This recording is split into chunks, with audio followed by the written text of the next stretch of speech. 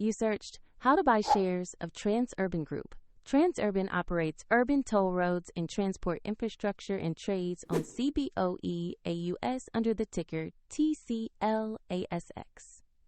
This is an educational guide only and not financial advice. To buy shares, you need a broker account. I will use eToro as an example to show the process. After registering, you will be asked to verify your identity with a document and to add funds before you can trade. Use the platform search and type TCL.ASX to find Transurban Group. Select the matching Australian listing to ensure you have the correct stock. On the asset page, review the company's summary and the price chart to see recent activity. Confirm the exchange shows CBOE AUS and the ticker TCL.ASX so you are on the right stock page. Click the Buy button, enter the amount you wish to invest, review the order details, and then confirm the trade.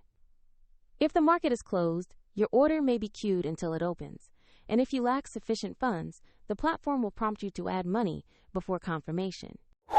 After execution, your Transurban position will appear in your portfolio. Check the video description below for the eToro link to follow the same steps.